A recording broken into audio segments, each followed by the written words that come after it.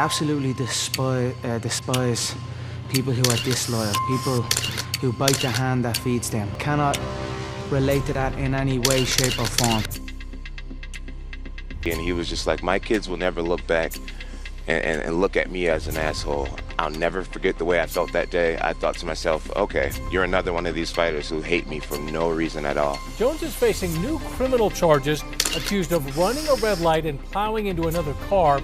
Jones has been in trouble with the law before, including pleading guilty to leaving the scene of another crash back in 2015 after running a red light and crashing into a pregnant driver. People loved that guy. Yeah. People loved that. I didn't like that guy that much. Well, people loved that guy because that guy gave them a drug, and that drug was excitement. No purpose or place. We have no Great War, no Great Depression. Our Great War is a spiritual war.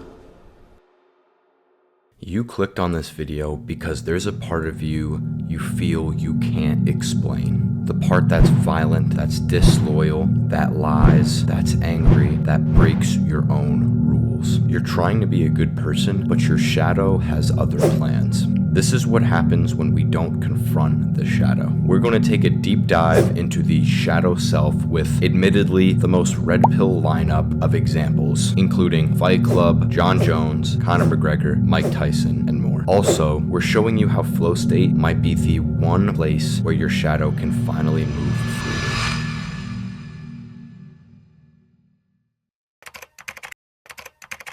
In Fight Club, the narrator is a sleep-deprived, passive consumer puppet. He's got no edge, no hunger, and no fight. So, similar to many athletes, he creates somewhat of an alter ego. Tyler Durden, charismatic, ruthless, magnetic, everything he suppresses. But that alter ego isn't really just an alter ego. It's the real, authentic self. It's the suppressed and socially rejected abilities and traits of who he actually is. Natural, beneficial traits. But in the movie, he doesn't know how to keep it balanced. He goes from too fake to too free, and it consumes him. The shadow self is everything you've disowned. All the rage, lust, competitiveness, violence, who you think you are, morally just, righteous, honest, a good Samaritan, is the persona that you've created to mask those traits that have been disapproved of by figures in your life like family, friends, teachers, and more. This is actually pretty funny when you think about it, because when everybody wants everybody else to think they are this cultivated persona, when in reality everything they say, act as, and pretend to truly be is coming from an unreliable narrator.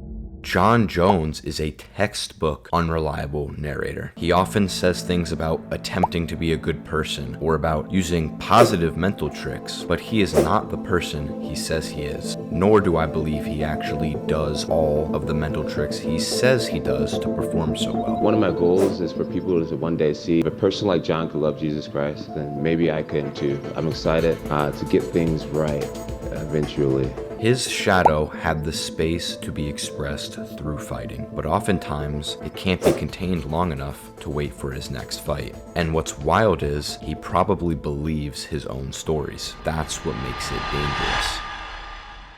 Here's the real twist. You are also an unreliable narrator. You say you've found peace, you say you're loyal, you say you're disciplined, but you don't know what you don't know. You likely think these things to be true, when in actuality, there's a whole other part of you that you've neglected that's really pulling the strings. You've been convinced to believe that it's unethical to give light to the shadow, when actually integrating it and not letting it take control over you is the most moral thing you can do. You see, you are so concerned with being a good person because of the world's conditioning on you that you've become too blind to see that there is no such thing as good or bad people, only people capable of great good or great evil. In the words of Jordan Peterson, a harmless man is not a good man. A good man is a very, very dangerous man who has that under voluntary control. You should be a monster. An absolute monster. And then you should learn how to control it. This is Conor McGregor's version of the lie. He told the world he found peace, that he matured, that he understood loyalty, but his shadow says otherwise. When his wife's not around, he cheats. When someone disagrees with him, he snaps. His actions prove he hasn't faced his shadow. He tries to maintain this person of a good man through his words, but his suppressed side bleeds through every time.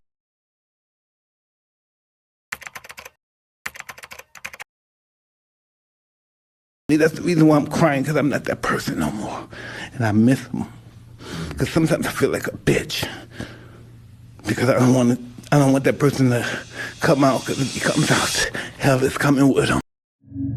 Mike Tyson's alter ego, Iron Mike, was pure shadow. All rage, all destruction, all power, the natural conqueror within. But he's now afraid of that version of himself. He doesn't want to let all that anger out. All of that anger that was birthed from a place of rejection and harm to his inner child at a young age. But that anger, it ended up benefiting him. It's the reason he was so loved. Everyone has that authentic shadow within them, and they saw that in Iron Mike. Mike is a perfect example, similar to John Jones, of someone who let his shadow, someone who let his repressed inner child and shadow control and overwhelm all aspects of his life, rather than saving it for a controlled environment like the ring, where he could safely express it. He never learned how to balance it, so he grew older and more tamed. He went from one extreme of the shadow spectrum to the other, rather than finding a healthy balance in between. If you don't acknowledge your suppressed anger, then you don't know where your boundaries are. We are not tamed house cats. We have parts of ourselves that have gone unacknowledged and unheard that need to be given light. You don't just have to control your anger like a philosophy like Stoicism might say. You just have to know what it's telling you. Also, let's stop disowning this part of you by just calling it the shadow self with this negative connotation. It really is just the authentic self and should be referred to as such.